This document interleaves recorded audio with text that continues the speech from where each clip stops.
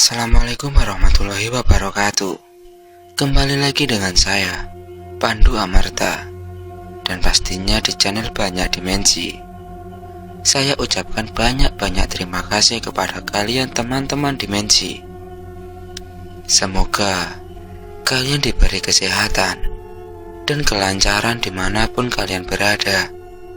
Kali ini saya akan membawakan cerita yang berjudul Warisan Leluhurku.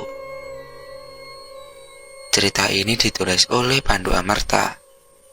Dan yang baru datang di channel ini, jangan lupa untuk mengklik tombol subscribe dan lonceng notifikasinya, biar kalian gak ketinggalan cerita-cerita mistis lainnya. Gak usah banyak basa-basi, langsung saja kita memasuki ceritanya. Selamat mendengarkan. Namaku Rama. Aku berumur 20 tahun. Aku hidup di perkampungan daerah Jawa Timur. Aku akan menceritakan hidupku yang dipenuhi dengan spiritual. Awalnya aku hidup normal seperti orang pada umumnya. Tetapi setelah aku tersesat di hutan Alas Purwo, dan aku mendapatkan sebilah keris berwarna hitam, berukir aksara Jawa berwarna emas.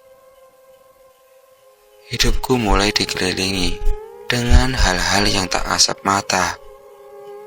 Awalnya, aku dan 3 sahabatku, sebut saja Tio, Dika, dan Aldi, sedang camp di Alas Purwo untuk merayakan ulang tahun Dika. Saat itu kami semua seumuran, dan kami masih menikmati masa lajang kami. Dan Tio ini adalah anak yang sangat pekat dengan hal-hal mistis, karena kakeknya seorang ahli spiritual. Dari kecil Tio sudah dilatih sama kakeknya, dan Tio ini memiliki ilmu kanuragan yang mahir. Saat malam minggu, kami sedang ngopi di salah satu warkop dekat rumah Dika. Kawan, tanggal 14 September, kalian free nggak? Tanya Dika pada kami bertiga.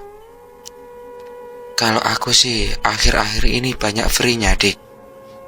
Jawab Aldi. Aku free, Dik. Kemarin proyekku udah selesai. Sahut Tio. Kalau kamu gimana, Ram? Tanya Dika kepadaku. Sebenarnya, kalau tanggal itu aku mau ke Jawa Tengah, Dik. Nemani bapakku. Jawabku. Bapakku bernama Hasan. Dia seorang yang humoris, suka bercanda, tetapi dia sangat berwibawa. Sebenarnya ayahku mau ke rumah kakekku yang ada di daerah Jawa Tengah, dan aku disuruh menemaninya karena ibuku tidak bisa ikut banyak pekerjaan di rumah. Karena tanggal 14 September itu kan hari ulang tahunku, aku mau ngerayain dengan kegiatan camp di Alas Purwo. Ucap Dika. Tepat itu, jawab Tio dan Aldi serentak. Wah, kayaknya aku gak bisa ikut, ucapku dengan lesu. Alas Purwo adalah salah satu hutan yang terkenal angker di daerah Jawa Timur, yang terdapat 2 kata, yaitu alas yang artinya hutan dan purwo yang berarti permulaan. Jadi arti dari Alas Purwo adalah hutan yang luas atau permulaan. Konon Alas Purwo ini tempat kelahiran Yang Widi dan tempat kerajaan gaib berada. Akhirnya Dika merencanakan kegiatan camp itu cuma ber3 orang saja. Apa kalian mau pergi ke Alas Purwo? Tiba-tiba ibu pemilik warung ikut menimbrung di pembicaraan kami. Sebut saja Ibu Yati.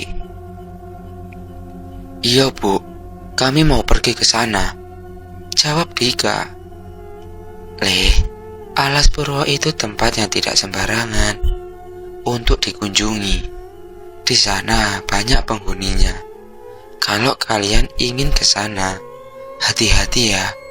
Jaga sikap kalian dan jangan membawa apapun benda dari sana saat kalian akan pulang, ucap Ibu Yati sedih. Bu, kenapa Ibu sedih saat mendengar tempat itu? Tanyaku pada Ibu Yati. Karena anak Ibu Yati dulu pernah hilang di sana, dan sampai sekarang dia tidak ditemukan. Ibu Yati sudah minta tolong sama orang-orang pintar, tetapi tidak ada satupun yang berhasil yang menyelamatkan anaknya. Konon siapapun yang berkunjung ke Alas Purwo saat dia mau pulang tidak boleh membawa benda apapun dari tempat tersebut, meskipun cuma batu kerikil saja. Jika membawa, baik disengaja maupun tidak disengaja, akan disesatkan oleh penunggu hutan tersebut, dan bahkan akan dijadikan budak di alam gaib Alas Purwo itu. Nah, jadi camp kita tidak sia-sia. Kita ke sana sambil nyari anaknya Ibu Yati, celetuk Dika lagi sambil melirik ke arah Tio. Kamu kan dari keluarga yang ngerti spiritual, ucap Dika memantapkan kerencananya. Sebenarnya aku juga ingin ikut di rencana camp itu, karena memang dimanapun kegiatan yang kami ikuti, pasti kami berempat. Sampai-sampai kami disebut 4 sekawan maut. Karena memang kami tidak pernah dipisahkan, cuma waktu kerja saja kami dipisahkan, karena bidang pekerjaan kami berbeda. Tetapi saat di luar kerjaan, kami tidak dipisahkan. Saat enak-enaknya ngobrol, tidak terasa tiba-tiba jam sudah menunjukkan pukul 12 malam. Dan kami langsung pamit ke Ibu Yati untuk pulang. Aku pulang bersama Tio, karena jalur rumah kami searah. Saat di jalan, aku dan Tio mengobrolkan rencana yang kami buat tadi. Aku sebenarnya pengen ikut loh, tapi aku disuruh nemenin bapakku, ucapku pada Tio. Alarm, lain kali kan bisa. Kasihan bapakmu kalau untuk pergi sendirian. Kan lagi pula cuma camp biasa, bukan camp komunitas, ucap Tio menenangkanku. Ya udahlah, lain kali saja, ucapku. Komunitas yang dimaksud Tio adalah komunitas anak-anak pramuka, karena memang kami berempat sangat suka kegiatan-kegiatan perkemahan seperti itu. Jadi kami membuat sebuah komunitas untuk menampung anak-anak yang suka kegiatan-kegiatan seperti itu. Saat sampai di rumah, bapakku masih di depan teras sambil minum teh dan sebatang rokok di tangannya. Assalamualaikum, Pak, ucapku dan menyalami bapak. Waalaikumsalam. Tekan diwae, yamene kok buru mulih, tanya bapakku. Lalu aku duduk di sebelah bapak dan kami mengobrol sebentar. Dari warungnya Ibu Yati, Pak. Ngopi sama teman-teman, jawabku. Pak, apa bapak pernah ke Alas Purwo? Tanyaku kepada bapak. Ya pernah tole. Setiap satu suro bapak ke sana kok, jawab bapak. Seketika aku keheran mendengar ucapan bapak, karena aku tahu sendiri setiap satu suro bapak di rumah tidak pernah pergi kemana-mana. Mungkin cuma pergi genduri saja di jalan. Bapakku tersenyum melihatku kebingungan.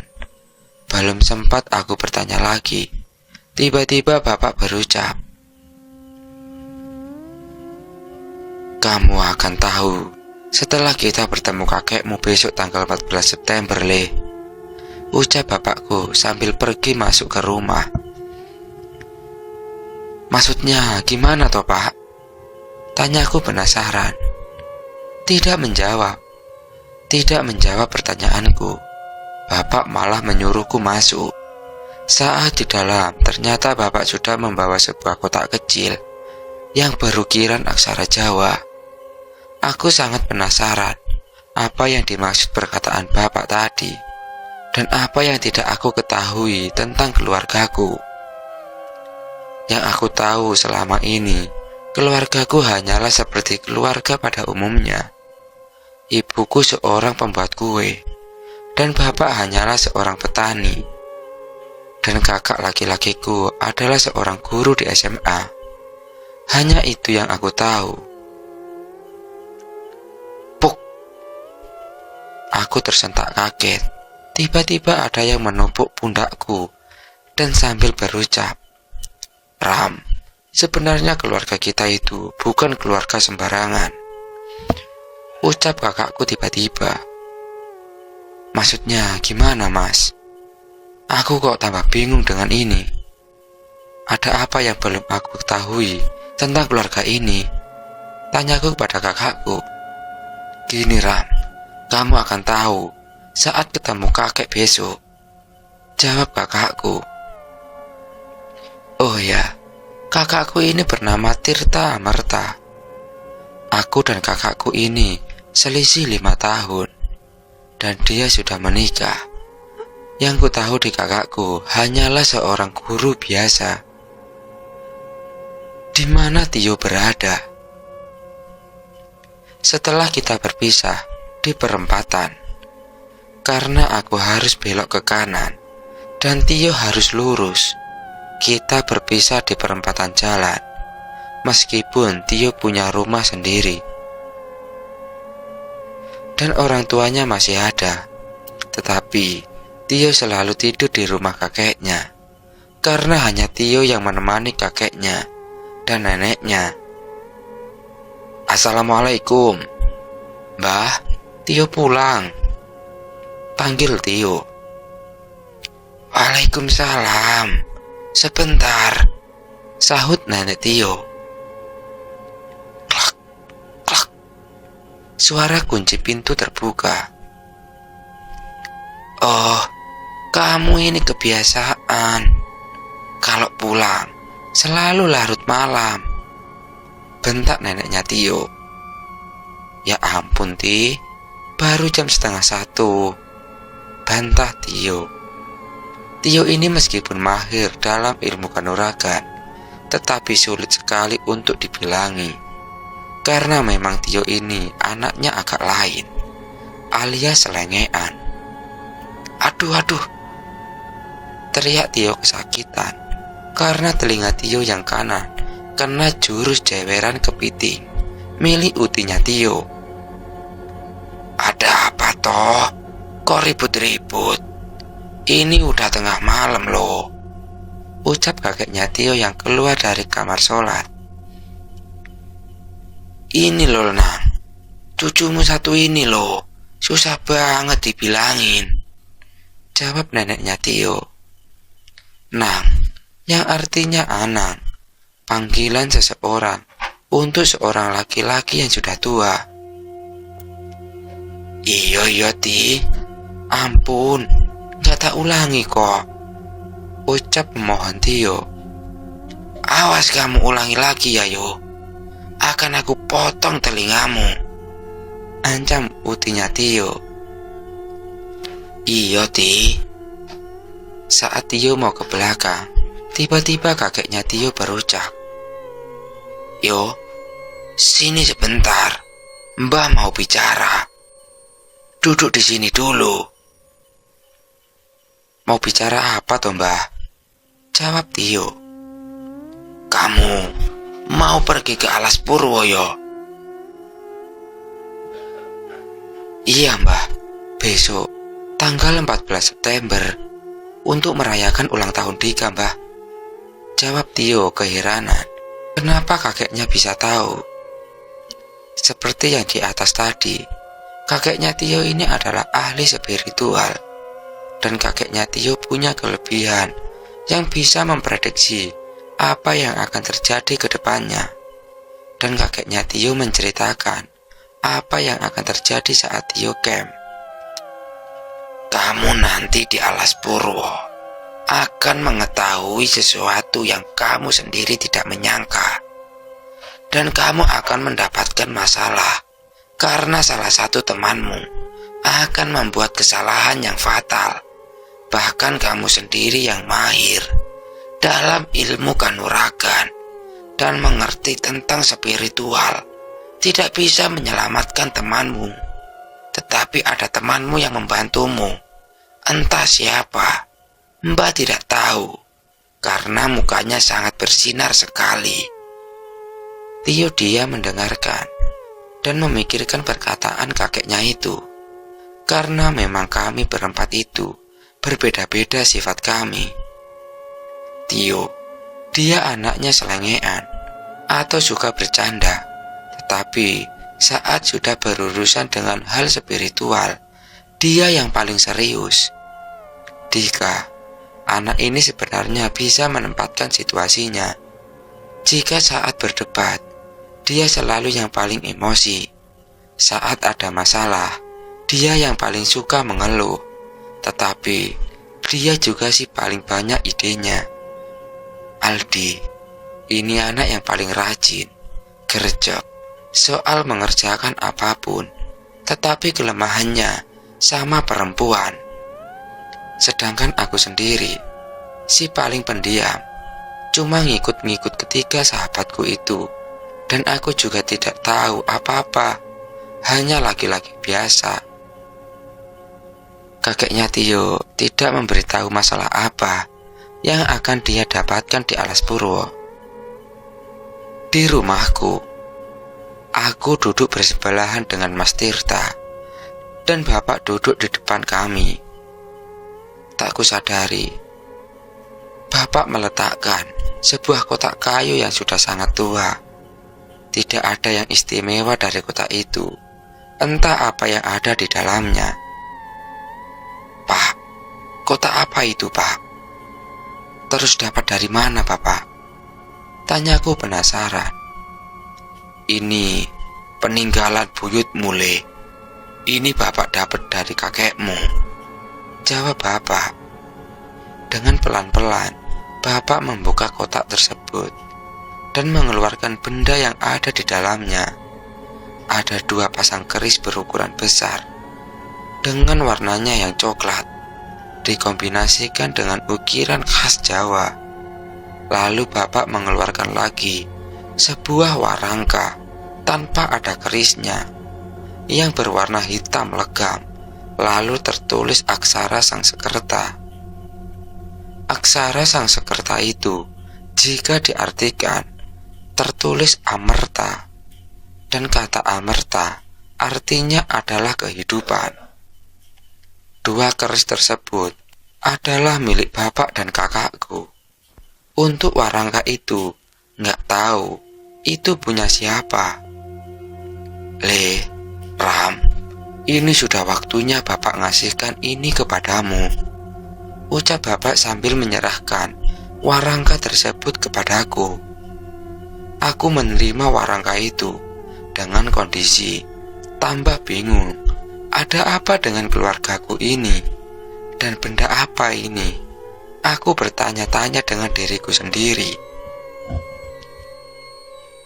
Tenang, Ram, gak usah bingung. Besok kamu akan mengerti saat bertemu dengan kakek, ucap Mas Tirta menenangkanku. Simpan benda itu dan bawa saat berangkat ke Jawa Tengah besok. Iya, Mas, jawabku singkat. Lalu aku langsung menuju ke kamarku. Saat mau membuka pintu, bapak memanggil lagi. Ram, ini ada yang ketinggalan, kata bapak sambil memakaikan gelang yang ada tertulis sebuah nama, Sukma. Pak, ini gelang siapa? Kenapa bapak memakaikan gelang ini kepadaku? Tanyaku tambah bingung. Wes lah Ram, cuma tinggal pakai aja kok, ucap Mas Tirta sambil masuk ke kamarnya. Sebuah warangka keris, gelang, yang tertulis nama Sukma. Ada apa dengan ini semua? Kenapa baru sekarang Bapak menyerahkan? Aku tidak ambil pusing. Lalu aku letakkan warangka itu di lemari bajuku. Aku beranjak ke kasur dan istirahat. Saat sudah tertidur, aku bermimpi berada di sebuah pura. Aku tidak tahu itu berada di mana.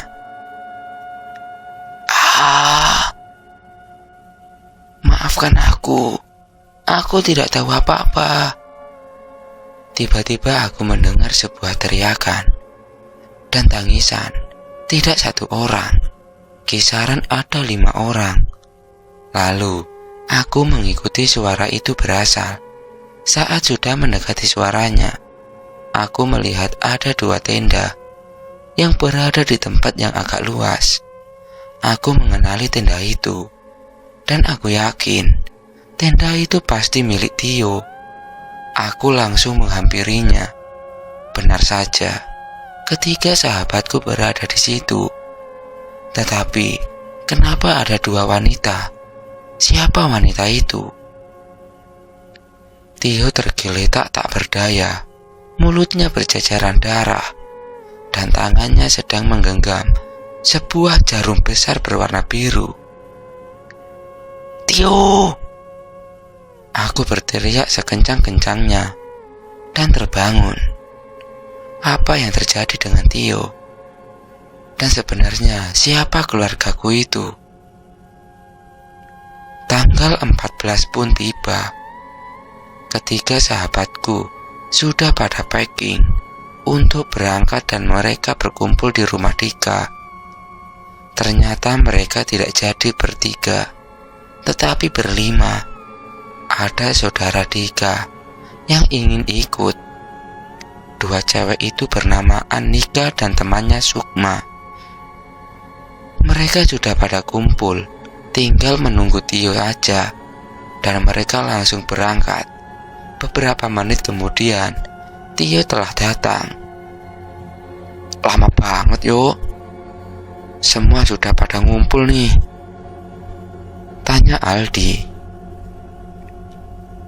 Iya, maaf.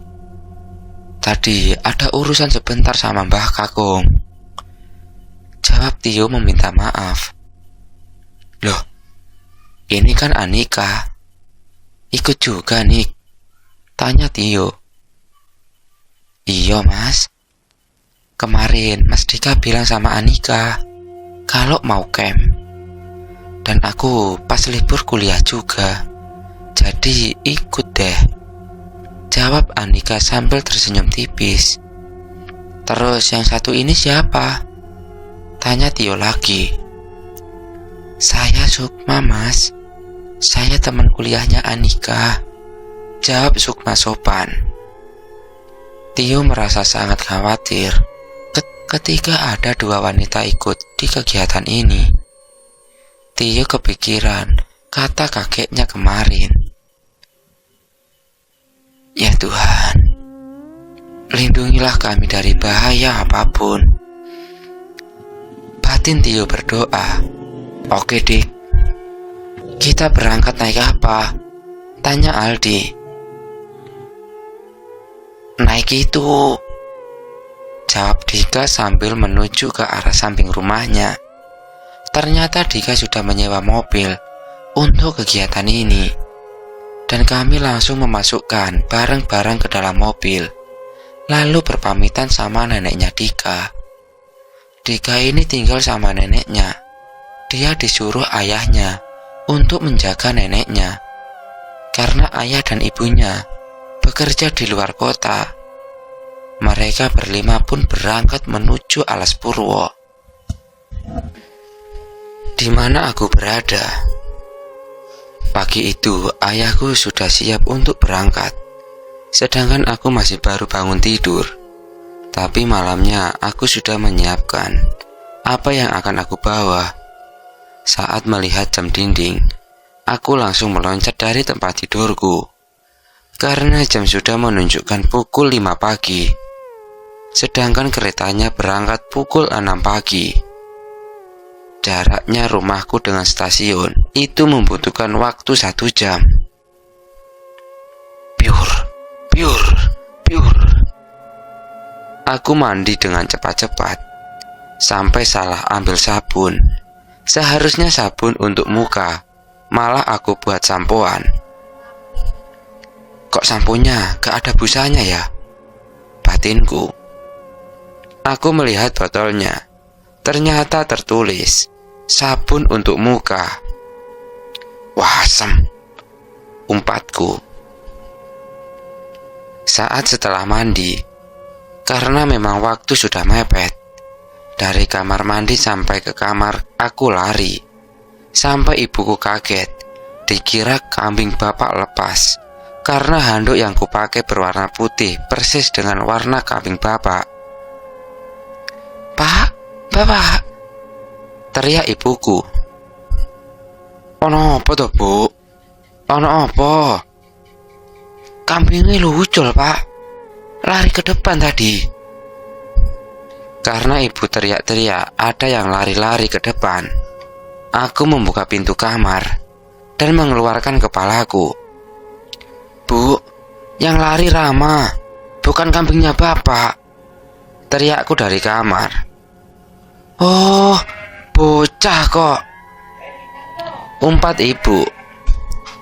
Bapak hanya bisa tertawa sambil mengambil lauk tahu yang baru digoreng sama ibu. Bapak kebiasaan nyemilin lauk, teriak ibu. Kan ibu tahu sendiri, bapak sukanya tahu, jawab santai bapak sambil berjalan ke depan.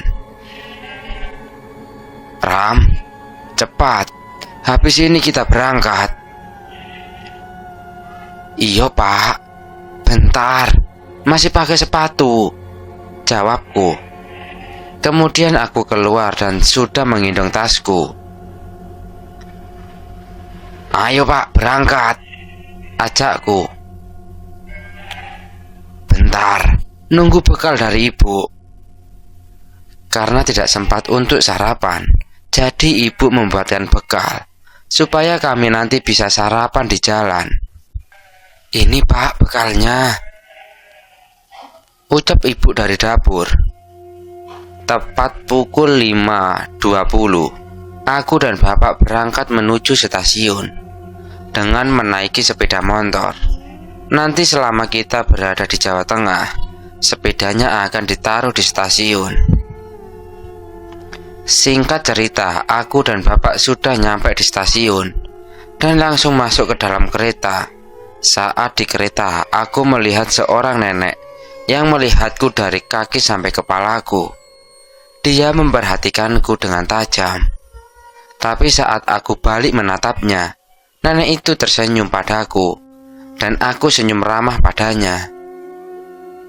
Aku mulai duduk di belakang nenek itu, dan bapak duduk di sebelahku. Perjalanan dari Jatim ke Jawa Tengah membutuhkan waktu sekitar 5-6 jaman. Mungkin nyampe di rumah Simbah sekitar pukul 2 siang. Di perjalanan, aku melanjutkan tidurku dan bangun-bangun sudah nyampe di stasiun. Ternyata di sana sudah dijemput seseorang. Entah siapa itu, aku tidak tahu. Tetapi sama bapakku sangat akrab sekali. Kang Hasan, sini Kang, teriak seseorang itu. Oh, iya Jak, jawab bapak. Itu Pak Lekmu Ram, namanya Rojak. Itu suami dari bulekmu. Benar, dari sini aku sangat bingung. Padahal aku tidak pergi kemana-mana, dan aku selalu ikut bapak jika ada selamatan dari keluarga bapak dan ibuku. Tetapi mengapa aku tidak mengetahui tentang Bulek dan Pak Lekku? Bapak terdiri dari 6 saudara, 1 wanita, dan 5 laki-laki. Bapak yang paling tua. sedangkan ibuku 10 bersaudara, dan ibuku yang terakhir. Aku dan bapak diantar Pak Lek ke rumah Simbah dan utiku. Aku nyampe di rumah Simbah sekitar pukul 2 siang. Lingkungannya masih sangat asri, banyak pohon-pohon besar di sekitar rumah Mbah. Rumahnya terbuat dari kayu jati dan berada di atas bukit. "Assalamualaikum, kula nuwun," ucap bapak salam. "Waalaikumsalam, monggo, silahkan masuk." "Ya Allah, dah dateng. Piye kabari le?" tanya Simbah. "Alhamdulillah Pak, sehat." "Bapak sama ibu gimana? Sehat?" "Alhamdulillah le." "Iki Rama yang kurcil dulu, sekarang wis besar yo," ucap Simbah. "Enggih Mbah." "Uti di mana Mbah?" tanyaku balik. "Apa le?" "Uti di sini loh," jawab Uti dari arah belakangku. Segera aku menoleh ke belakang. Aku beranjak menuju Uti untuk salim. Saat salim, Uti melihat gelang yang aku pakai. "Walah, wis waktunya toh." Dari sini akan terungkap semua pertanyaan-pertanyaan di pikiranku. Setelah salim dengan Uti, Uti menunjukkan kamar yang akan aku tepati. "Le, Ram, nanti kamu tidur di kamar belakang yo," ucap Mbah Uti. "Iya Mbah, di mana aja, Rama bisa tidur kok." "Hehe." "Ya udah, sana istirahat dulu. Uti mau masak buat makan malam nanti." "Iya Ti, Rama mau beres-beres bawaan dulu."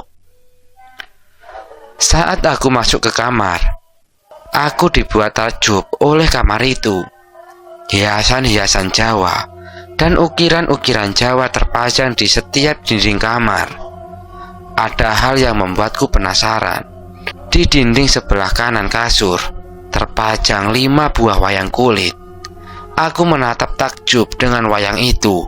Gambarnya seperti orang yang memakai perhiasan emas dan memakai mahkota. Dan ada satu wayang yang membuatku tertarik. Saat aku menatap kelima wayang itu, terdengar suara dari arah pintu kamar. "Gimana Ram? Bagus wayangnya." Mbah, bikin kaget aja loh." "Iya Mbah, bagus," jawabku. "Mbah, apa wayang itu adalah Pandawa?" tanyaku pada Simbah. "Iya, iku Pandhawa. Mbah suka dengan karakter Pandhawa, jadi Mbah pasang di kamar sini," jawab Mbah. Pandawa adalah karakter yang ada di pewayangan, yang terdiri dari 5 orang atau 5 saudara. Pandawa adalah pangeran-pangeran dari Raja Hastina yang bernama Pandu untuk ayahnya, dan ibunya adalah Kunti. Terdiri dari Puntadewa, Werkudara, Janaka, Nakula, dan Sadewa. "Nanti malam Mbah tunggu di pendopo belakang rumah yo Ram. Jangan lupa bawa benda yang dikasih bapakmu kemarin," ucap Simbah. "Iya Mbah." "Ya udah, istirahat dulu kamu." Aku rebahan di kasur sambil melihat 5 wayang kulit itu. Tak sadar aku ketiduran. Aku bermimpi berada di pura yang sama dengan mimpi pertama. Aku kira akan mimpi yang sama. Tiba-tiba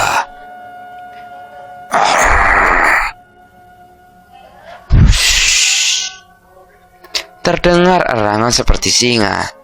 dan tiba-tiba angin berhembus kencang. Apa sudah waktunya? Di mana sang putri? Kenapa Tuan sendiri?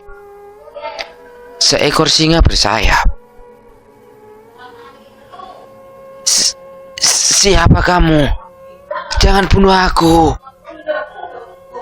jawabku gugup ketakutan. Saking takutnya, aku terjatuh lemas. Tak bisa berkedip, jantungku berdetak kencang. Sampai-sampai aku hampir pingsan. Wah, jangan takut Tuan. Perkenalkan, aku Lantasari. Sudah lama aku menunggumu, ucap sosok itu sambil memperkenalkan dirinya. Baru saja dia memperkenalkan dirinya, tiba-tiba angin kencang berhembus dan terdengar suara besi beradu. Terang, terang. Tuan, saya tinggal dulu. Ada masalah di wilayah ini. Nanti Mbah Sarto akan menjelaskan semuanya, ucap makhluk itu sambil terbang dan melasat menuju sumber suara itu. Sarto adalah nama simbahku. Setelah makhluk itu pergi, aku dibangunkan dengan teriakan bapakku. Rama, bangun! Ayo cepat ke pendopo. Simbah sama Pak Likmu sudah menunggu. Cepat bangun, Ram, teriak bapak dari luar. Iya Pak, bentar, jawabku. Jangan lupa, warangkanya di bawah, Ram, teriak bapak lagi. Iya Pak. Aku langsung bangun dan cuci muka terlebih dahulu di kamar mandi. Setelah itu aku langsung menuju ke pendopo yang berada di belakang rumah. Di pendopo sudah ada 3 orang laki-laki yang sedang duduk berhadapan. Dan ada tirai putih yang dibentang lebar, seperti layar pertunjukan wayang kulit. Dan terdapat 5 wayang kulit yang tertancap di pohon pisang yang berada di bawah layar itu. Rama, cepat ke sini, teriak simbahku. Aku segera lari menghampiri mereka bertiga. Tak kusadari bahwa di sekeliling pendopo sudah banyak makhluk-makhluk yang mengerikan. Mulai dari naga yang berwarna hitam, ada manusia yang memiliki tanduk seperti banteng, dan ada singa memiliki sayap persis yang ada di mimpiku. Aku baru melihat makhluk-makhluk itu saat sudah sampai di pendopo. Aku ketakutan dan langsung duduk di dekat bapak. Kenapa? Kamu melihat makhluk-makhluk itu? Tanya bapak kepadaku. Iya Pak, aku melihatnya, jawabku. Tenang, itu bukan makhluk yang jahat. Naga hitam itu namanya Santika. Dia berasal dari alam naga. Manusia yang bertanduk itu adalah Lembuto.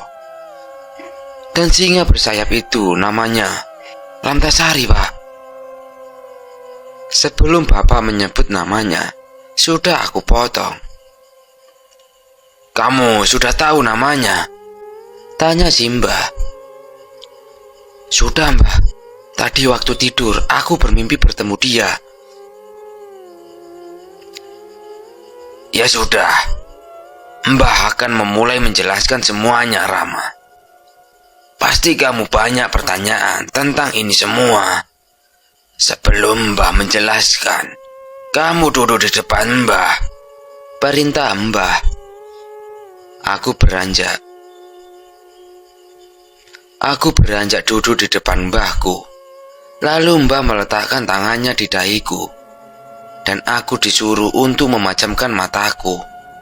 Aku terdengar Mbah membacakan sebuah mantra. Entah mantra apa itu. Sejatine menungso iku ciptaan Pangeran Gusti Allah. Kabeh sing ana iki mung lantaran sing wis ditadirke kudu dilakoni. Sambungke rom alam iki. Saat Mbah menyelesaikan ucapannya, badanku sungguh sejuk dan bersinar biru. Dan terasa badanku memiliki kekuatan dan pikiran seperti banyak ilmu-ilmu pengetahuan. Warangka yang di dekatku bergetar dan gelang yang kupakai juga menyala biru terang. Sudah, buka matamu dan kembali di sebelah bapakmu, ucap Simbah lagi. Enggak, Mbah, jawabku. Setelah itu baru Simbah menjelaskan semuanya. Di mana tempat sahabat-sahabatku berada. Dika, Tio, Aldi, Anika, dan Sukma. Mereka berlima setelah berpamitan sama neneknya Dika. Mereka mulai perjalanan menuju di mana tempat yang sudah disepakati, yaitu Alas Purwo. Mereka berangkat sekitar jam 7:30. Saat di dalam mobil, mereka mengobrol dengan santai. Anika, Sukma, dan Aldi membahas tentang kuliahnya. Karena dari 4 sahabat ini, yang kuliah hanyalah Aldi. Jadi, Aldi sedikit nyambung dengan 2 wanita ini.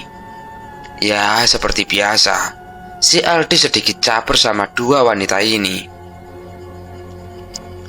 Anika, sudah semester berapa? Tanya Aldi. Sudah semester 4, Mas, jawab Anika. Oh iya, kalau Sukma sama semester 4 juga? Tanya Aldi ke Sukma. Enggak, Mas, saya sudah semester 7, jawab Sukma. Kok bisa kenal sama Anika? Apa satu jurusan? Tanya Aldi lagi. Enggak, Mas, saya jurusan sejarah, sedangkan Anika jurusan bahasa, jawab Sukma dengan nada lembutnya. Sedangkan Dika dan Tio membicarakan Aldi. Lihat tuh temanmu yo, kalau ada cewek cantik bisa aja modusnya, ucap Dika. Biarinlah, udah wataknya kayak gitu, Dik. Sebenarnya aku juga malas dengernya kalau Aldi sudah sama cewek-cewek, jawab Tio. Setelah mau obrolan singkat, Tio dan Dika, mereka berdua hanya diam saja, jarang mengobrol, karena Tio selalu bengong memikirkan perkataan simbahnya. Di malam itu kakeknya Tio ngasih sebuah jarum besar dan panjang, sebesar tongkat komando tentara. Jarum itu bukan sembarang jarum. Itu adalah pusaka milik simbahnya Tio yang dikasih oleh seseorang. Tio, besok kalau kamu ke Alas Purwo, bawa benda ini untuk jaga-jaga. Karena apa yang kakek bicarakan tadi takut benar-benar terjadi. Ini bukan sembarangan besi jarum. Coba lihat ini.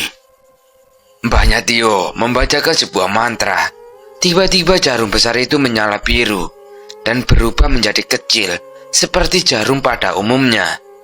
Dan di saat dibacakan mantra lagi, jarum itu membesar lagi.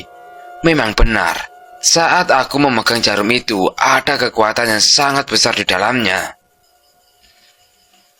Sepanjang jalan hanya terdengar obrolan ketiga orang yang cuma membahas tentang perkuliahan dan kampusnya saja. Saat hampir sampai di gerbang Alas Purwo, Sukma bertanya kepada Anika. Nik, apa sepupumu punya teman laki-laki lagi? Tanya Sukma berbisik. Iya, Mbak, ada, tapi dia nggak bisa ikut karena dia lagi nemenin ayahnya ke Jawa Tengah, jawab Anika. Apa namanya Rama? Tanya Sukma lagi. Tidak sengaja Dika dan Tio mendengar pembicaraan Anika dan Sukma. Spontan Dika ngerem dengan mendadak. Lalu Tio dan Dika menoleh ke Sukma. Apa kamu mengenal Rama, Mbak Sukma? Tanya Tio dengan wajah serius. Karena Rama jarang sekali kenal sama cewek. setelah dia putus dengan mantannya yang bernama Rizka. Tidak kenal, Mas, tapi saya bisa melihat masa lalu Mas. Sukma adalah wanita yang istimewa. Dia mempunyai kelebihan, bisa melihat masa lalu seseorang dengan cara menatap matanya secara langsung. Karena saat Sukma bicara dengan Aldi, dia melihat ada satu temannya yang gak ikut di kegiatan ini. Dika melanjutkan perjalanannya dan sudah memasuki wilayah Alas Purwo. Entah kenapa, saat memasuki di Alas Purwo, langit mendadak gelap seperti mau hujan. Dan disertai angin, Dika tetap melajukan mobilnya dan berhenti di kantor pengelola hutan untuk menitipkan mobilnya dan meminta izin untuk camping di sana. "Permisi, Pak," ucap Dika. "Oh, iya Mas, silakan masuk," jawab petugas itu. "Ada yang bisa saya bantu, Mas?" tanya petugas. "Saya dan teman-teman saya mau camping di tempat ini, Pak. Apa diperbolehkan?" tanya Dika lagi. "Ada berapa orang, Mas?" 5 orang, Pak." "Boleh saja, tapi ada peraturan yang harus dipatuhi di tempat ini. Karena tempat ini adalah salah satu hutan lindung, Mas." "Apa saja peraturannya, Pak?" "Ini, Mas." Petugas itu menyerahkan selembar kertas yang berisi peraturan-peraturan yang berlaku di situ. Dan kertas itu berisi: 1. Tidak boleh merusak tumbuhan yang ada di hutan, sekecil apapun itu. 2. Tidak boleh memberi makan hewan yang ada di hutan. 3. Tidak boleh membawa pulang tumbuhan, benda, hewan, dan apapun itu yang berada di alam kawasan hutan. 4. Bersopan santun. Berikut isi kertas yang diberikan petugas. "Baik, Pak, terima kasih. Dan saya titip mobil saya di kantor sini ya, Pak." "Iya, Mas, tetapi mohon dikunci. Karena kalau malam tidak ada yang menjaga."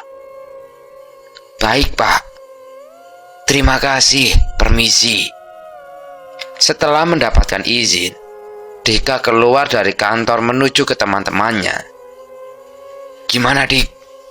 Dapat izin dari petugas hutan?" tanya Aldi. "Aman, kita sudah diizinkan sama petugas ini." "Oke, kita langsung saja cari tempat untuk mendirikan tenda ya," ucap Dika.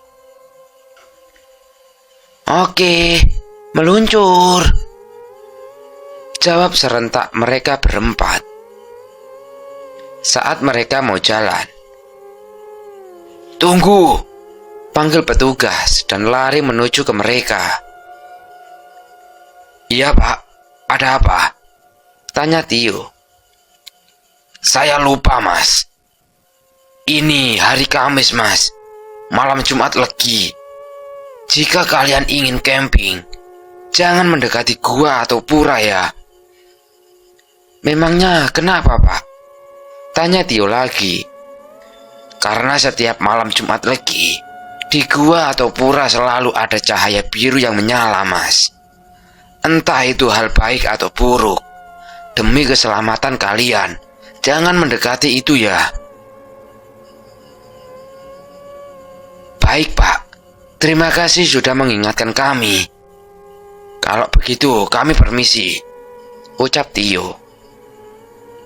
Dan kami langsung mulai berjalan memasuki hutan untuk mencari tempat untuk mendirikan tenda kami.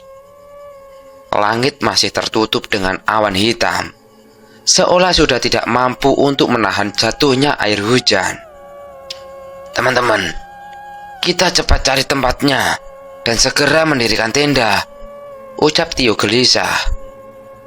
Beberapa menit kemudian, mereka mendapatkan tempat yang strategis untuk kegiatan mereka. Mereka langsung mendirikan tenda. Dan waktu sudah menunjukkan pukul 3:30 sore. Sukma yang basicnya anak yang memiliki kelebihan. Dia bisa melihat hal yang tak kasat mata. Dan dia sudah melihat sosok yang aneh sedang memperhatikan mereka. Sosok itu berwujud seperti monyet, tetapi dia memakai mahkota di kepalanya. Astagfirullah, ucap Sukma. Ada apa Mbak Sukma? Tanya Aldi. Tidak ada apa-apa Mas, mata saya kelilipan. Jadi saya istighfar, jawab Sukma berbohong. Karena Sukma kira cuma dia yang bisa melihat makhluk itu. Saat Sukma mau mengambil air minum di tasnya, Tio menghampirinya. Mbak Sukma apa juga melihatnya? Tanya Tio pada Sukma. Loh, Mas Tio juga bisa melihat? Saya kira cuma saya yang bisa melihat, Mas. Bisa, Mbak. Bahkan saya dari kecil sudah bisa melihat hal-hal yang tak kasat mata, jawab Tio. Semoga tidak ada yang mengganggu ya Mas, ucap Sukma lagi. Tio hanya menghela nafas panjang, karena dia masih tetap kepikiran perkataan kakeknya. Tio melihat temannya satu persatu, dan dia berucap, apapun yang terjadi, aku akan melindungi kalian semuanya. Tenda mereka sudah terpasang. Tio dan Dika bertugas mencari kayu bakar untuk membuat api unggun. Sedangkan Aldi disuruh mencari air di sungai. Anika dan Sukma menyiapkan bahan-bahan untuk memasak. Nik, masak bakso dulu apa sop ya? Tanya Sukma. Bakso dulu aja Mbak, yang simpel.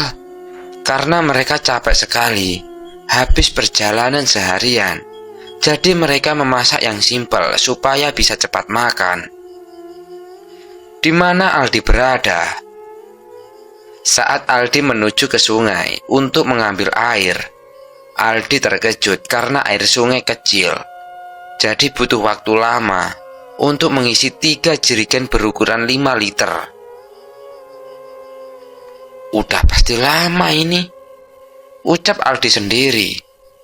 Sambil mengisi jerigen, Aldi mengambil rokok di tas kecilnya dan menyalakannya. Singkat cerita, Aldi sudah mendapatkan 2 jerigen, tinggal 1 jerigen lagi. Aldi tidak sadar jika waktu hampir maghrib, yang mungkin sekitar pukul 5 sorean, Aldi mendengar ada yang teriak. Ah! Tanpa pikir panjang, Aldi langsung beranjak mencari sumber suara itu. Air di jerigen dia tinggal, karena Aldi pikir itu suara seorang wanita. Aldi berhenti di depan pintu gua. Langit sudah gelap. Aldi celingukan mencari-cari yang berteriak tadi. Siapa yang teriak tadi? Padahal sumber suara dari sini. Aldi pikir wanita itu ada di dalam gua. Lalu Aldi masuk ke dalam. Saat Tio, Dika, Anika sudah menyelesaikan tugasnya masing-masing, dia baru sadar kalau Aldi belum kembali. Mas Tio, Mas Aldi belum kembali dari tadi. Dia kemana ya? Padahal ini sudah habis maghrib loh, ucap Sukma. Iya, dari tadi aku gak lihat Aldi. Apa dia belum kembali sama sekali dari sungai? Tanya Tio. Belum mas, ini aja tadi aku masak pakai stok air minum, balas Anika. Oke, Dika sama Anika di sini saja ya. Biar aku dan Sukma yang mencari Aldi, ucap Tio. Iya yo, hati-hati kamu, balas Dika. Tio dan Sukma mencari Aldi ke sungai. Dia hanya menemukan jerigennya saja. Ini jerigen airnya ada mas, tapi kemana mas Aldinya ya? Yang aku takutkan terjadi, Mbak Sukma. Apa, Mas Tio? Sudah, nanti saja ceritanya. Ayo kita cari Aldinya dulu, ucap Tio mulai berjalan. Tio berjalan mengikuti jejak bekas orang lari. Dan Tio yakin itu jejaknya Aldi. Lama Tio dan Sukma berjalan, mungkin sekitar 1,5 jaman. Mereka berdua berhenti di depan mulut gua. Waduh, Mas Tio, kenapa banyak sekali makhluk-makhluk seperti itu? Jangan berisik, Mbak. Mereka belum sadar kalau ada kita. Di dalam gua tersebut banyak sekali makhluk-makhluk aneh. Sudah seperti siluman. Ada kambing bercula. Ada juga burung yang memiliki kepala 2. Saat Tio dan Sukma memperhatikan di dalam gua. Kalian siapa? Kenapa ada di sini? Tanya seorang pria gagah besar, seperti prajurit zaman dahulu. Kami mencari teman kami, jawab Tio. Apa yang di dalam itu teman kamu? Jika benar, kalian harus kami tahan. Salah kami apa? Sukma berbicara. Temanmu sudah membawa barang yang tidak pantas untuk wilayah ini, jawab laki-laki itu. Seorang yang seperti prajurit itu melemparkan sebuah kertas yang tertulis seperti mantra-mantra. Entah mantra apa itu. Itu adalah sebuah pesan dari kerajaan musuh kami. Dan temanmu itu pasti akan berbuat tidak baik untuk wilayah ini. Dan kami akan eksekusi temanmu itu, ucap sosok prajurit itu dengan nada yang tinggi. Sukma tidak percaya akan menjadi seperti ini. Dia sudah ketakutan dan berlindung di belakang Tio. Jika kalian mau membunuh teman kami, kalian harus melawanku dulu, ucap Tio dengan serius. Kau berani menantang bangsa kami? Memangnya apa yang kau bisa? Ucap remeh prajurit itu. Prajurit itu memanggil 2 pengawalnya untuk menyerangku. Untuk menyerang Tio. Tanpa pikir-pikir panjang, Tio merapalkan ajian tapak hitam dan mengarahkan telapak tangannya kepada 2 pengawal itu. Pak! Pak! Kedua pengawal tersebut terpental hingga 5 meter. Dan seketika dia tak sadarkan diri. Tapak hitam adalah salah satu ajian yang menggunakan tenaga dalam dan memusatkan telapak tangannya ke targetnya. Hampir sama dengan pukulan jarak jauh. Cuma tapak hitam menggunakan telapak tangan, bukan kepalan tangannya. Kau benar-benar menantangku.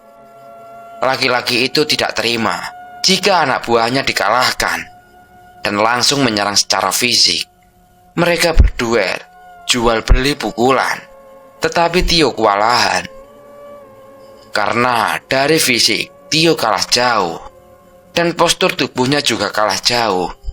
Tio hanya bisa bertahan dan sesekali membalas menyerang. Cuma segitu kemampuanmu, bocah, ledek prajurit itu. Prajurit itu berhenti menyerang dan dia mengambil sebuah keris. Di belakang pinggangnya, dia mengeluarkan keris dari warangkanya. Prajurit itu langsung melesat menghuluskan kerisnya ke arah Tio. Awas, Mas Tio, teriak Sukma. Saat keris hampir mengenai dadanya, secara refleks, Tio menangkisnya menggunakan jarum pemberian simbahnya. Oh, ternyata kau juga memiliki pusaka, ucap prajurit itu. Enggak usah banyak bicara, jawab Tio serius. Sekarang Tio yang mulai menyerang.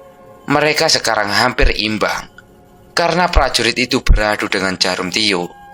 Karena pusaka mereka sama-sama kuatnya, menimbulkan suara yang sangat keras, hampir seperti besi beradu. Saat pertahanan Tio terbuka, keris prajurit itu menancap ke dadanya Tio. Mas Tio, teriak Sukma sambil menangis. Sukma menghampiri Tio untuk membantunya. "Kau juga harus mati," ucap prajurit itu. Prajurit itu mencabut kerisnya dari dadanya Tio. Tio benar-benar kesakitan. Prajurit itu langsung mengarahkan kerisnya ke arah Sukma. Saat sudah mau menancap di kepala Sukma, tiba-tiba prajurit itu terpental akibat sebuah pukulan yang sangat keras. "Kau sudah kelewatan, Jenderal. Apa yang kau lakukan?" ucap makhluk itu dengan suara yang berat. Siapakah sosok ini? Apakah seorang raja? "Maafkan jenderalku, Tuan Putri. Nanti akan aku hukum seberat-beratnya." Tuan Putri? Siapa yang kamu maksud Tuan Putri itu? Ucap Sukma. "Aku adalah Lamtasari, penunggu pusaka keris Ireng Putih." Lamtasari, sosok makhluk berwujud singa bersayap, tubuhnya sebesar mobil truk. Matanya saja sebesar piring yang besar. Dia disuruh seorang petapa untuk menjaga keris Ireng Putih. Sampai keturunannya datang mengambilnya. "Baik, Tuan Putri. Akan aku jelaskan kenapa aku memanggilmu Tuan Putri. Karena kamu memakai gelang yang tertulis sebuah nama, Rama Amerta. Kamu wanita yang ditakdirkan untuk mendampingi Tuan Rama. Segera Tuan Putri pergi dari tempat ini dan bawa teman Tuan Putri yang ada di dalam gua itu." Aku masih bingung, apa yang kamu maksud? Dan ini adalah gelang pemberian simbahku, jawab Sukma kebingungan. "Segera pergi, Tuan. Karena ini alam jin, bukan alam manusia." Sejak kapan ini di alam jin? Dan bagaimana dengan temanku? Tanya Sukma. "Tanpa kalian sadari, kalian saat menyeberangi sungai, kalian sudah memasuki alam jin. Dan untuk teman Tuan, akan diselamatkan oleh seseorang. Cepat Tuan Putri naik." Aku tidak bisa membawa dua temanku ini, ucap Sukma kebingungan. "Mereka akan dibawa sama bawahanku. Tuan Putri cepat naik."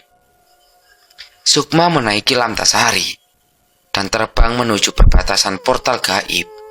Sampai di dekat sungai, Sukma sudah mendapati Tio dan Aldi tergeletak di tanah. "Saya pergi dulu, Tuan Putri. Maaf, saya cuma bisa membantu sampai di sini," ucap Lamtasari.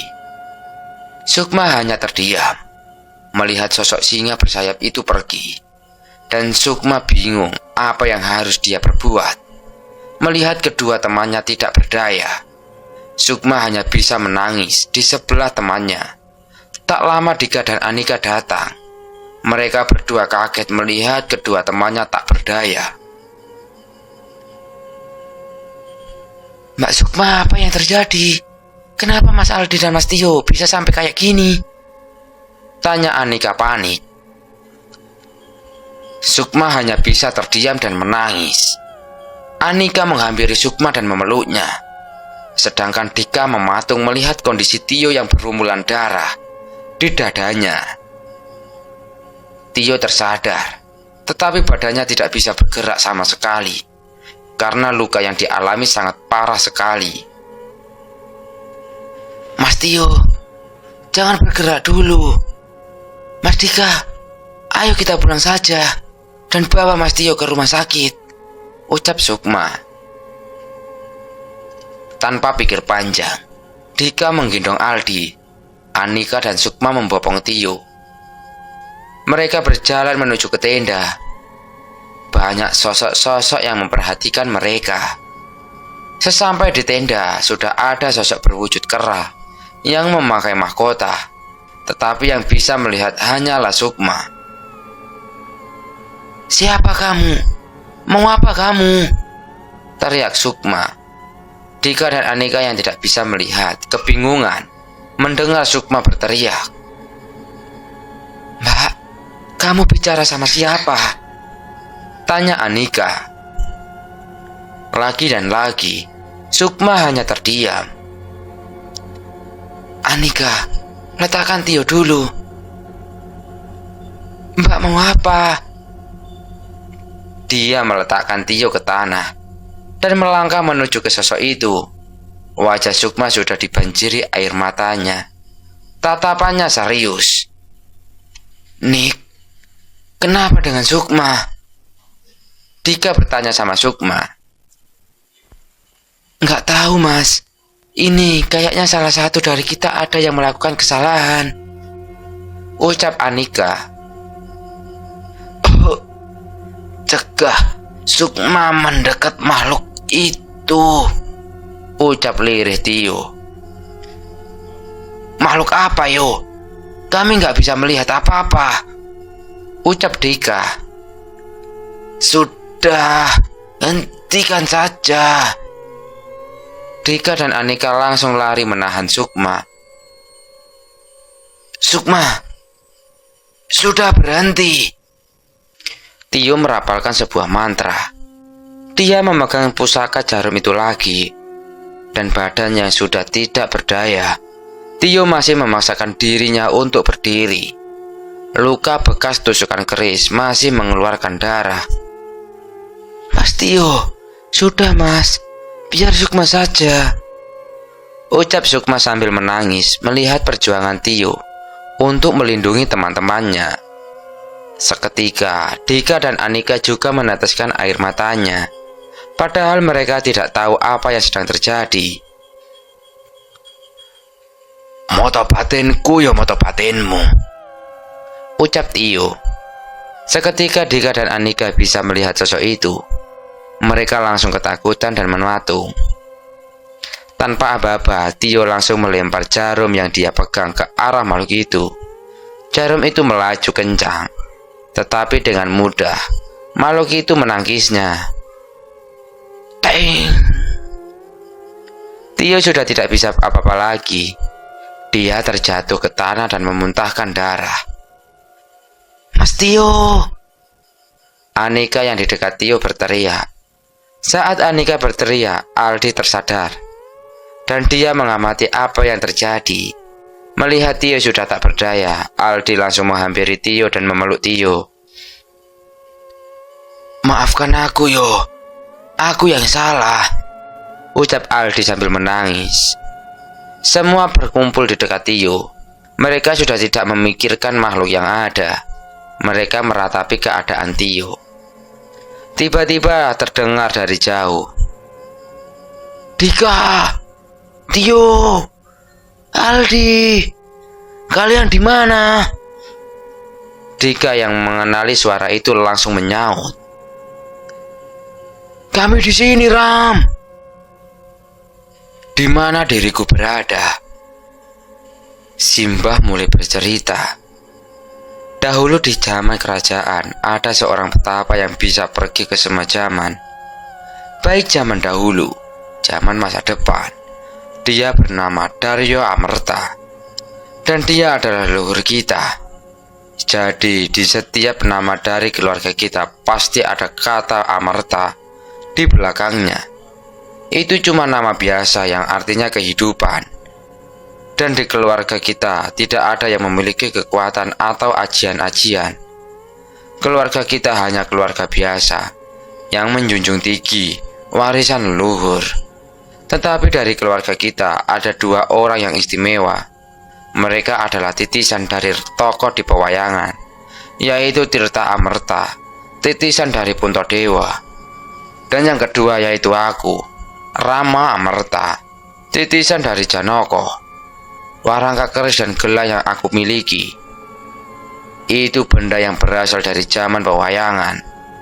Dan tulisan Sukma yang ada di gelang itu adalah wanita yang ditakdirkan untuk mendampingiku. Terus, Pak Lek Rojak ini. Ya ampun Ram, masa kamu lupa?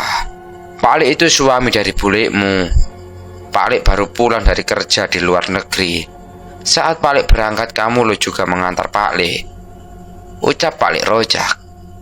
Aku baru ingat kalau dulu aku pernah diajak ke bandara untuk mengantar seseorang. Ya jelas lupa.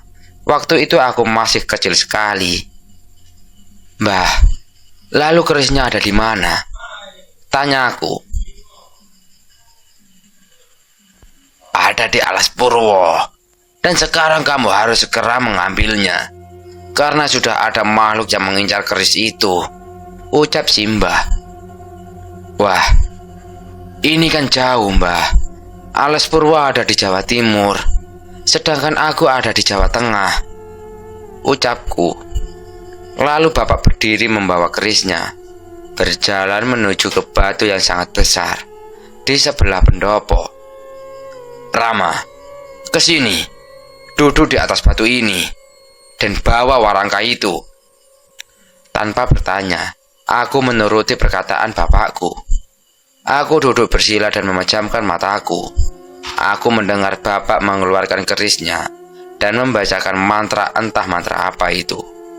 Setelah selesai, bapak menghuluskan kerisnya ke batu itu. Terdengar benturan seakan aku merasakan terbang. Aku buka mataku, ternyata aku sudah berada di depan gapura tertulis Alas Purwo. Loh, aku kok sudah sampai di sini saja? Ucapku kebingungan. Aku sendirian.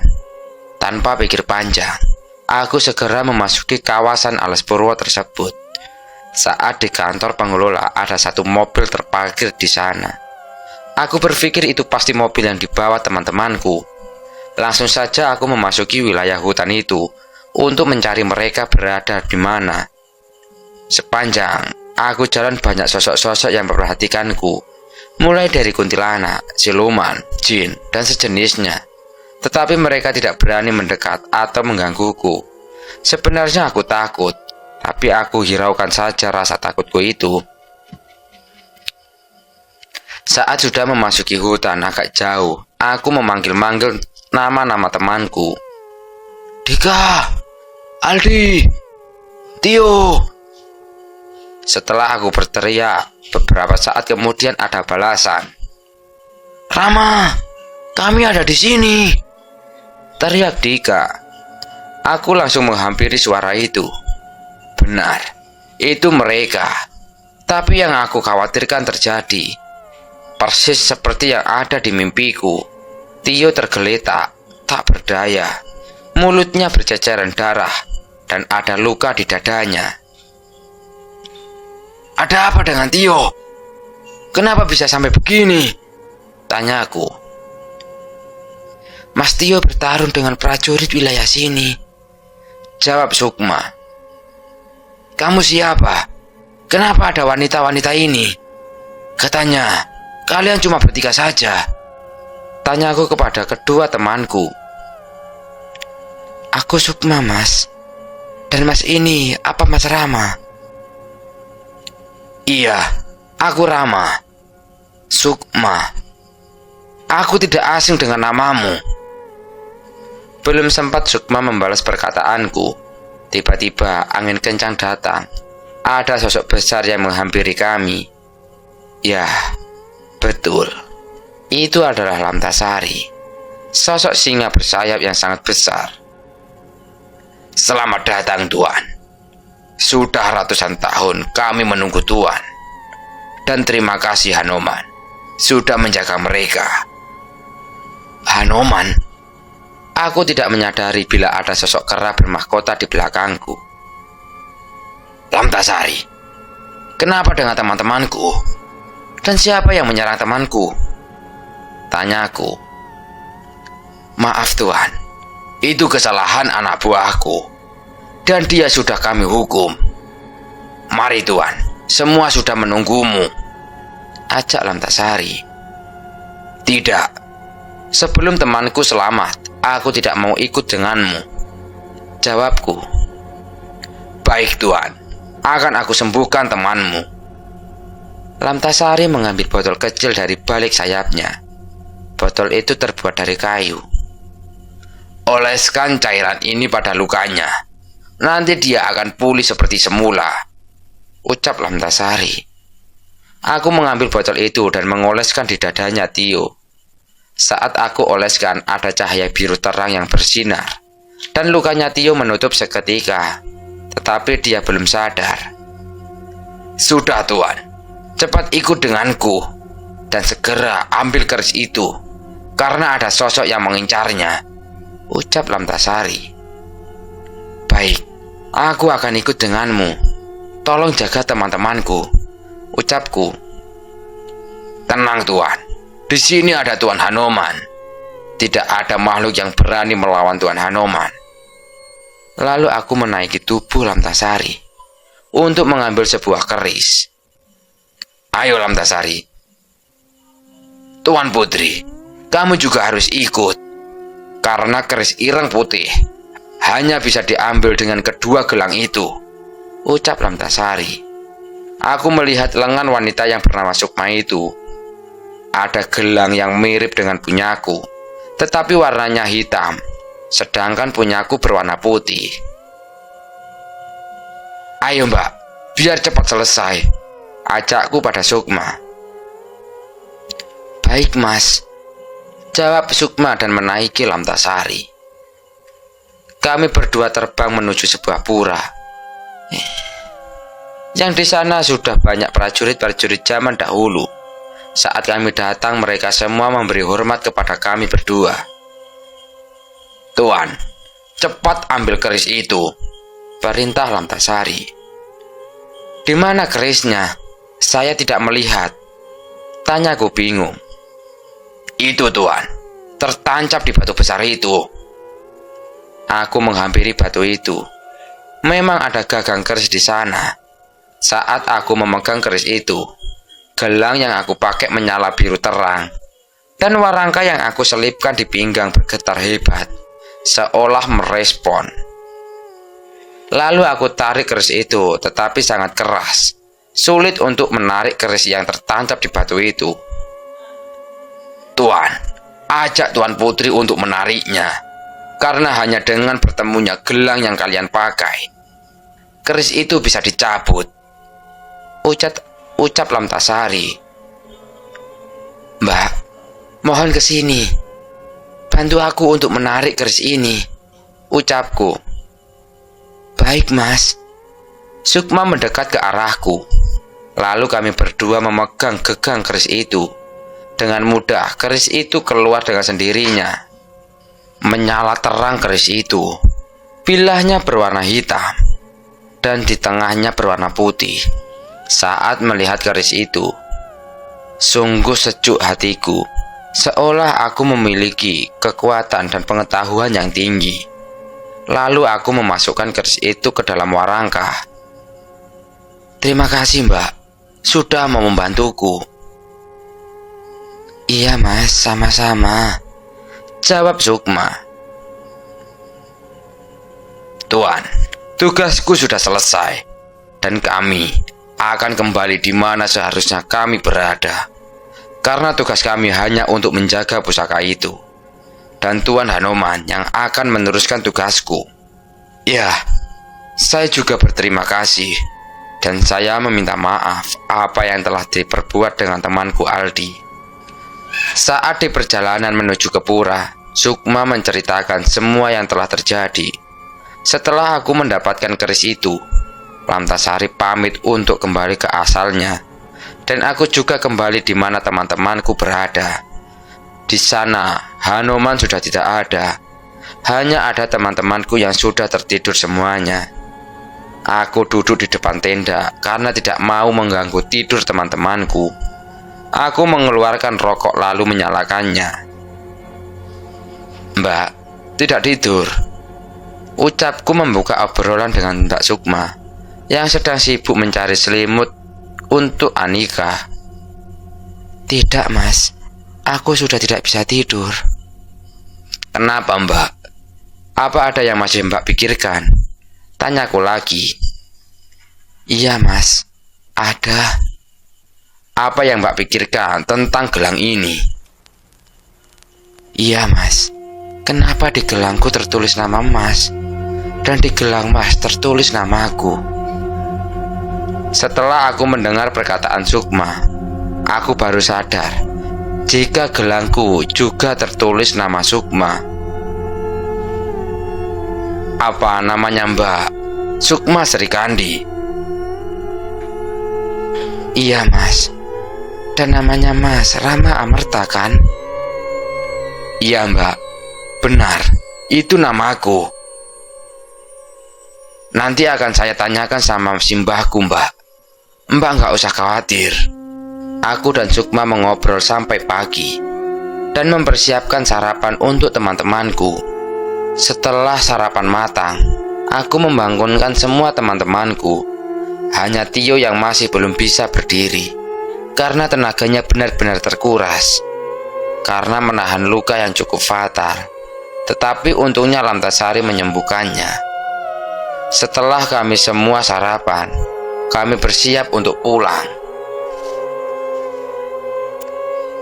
Tio aku gendong karena dia belum bisa berjalan.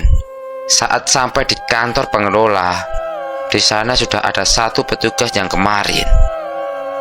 Loh, Mas, temannya kenapa? Tanya petugas itu.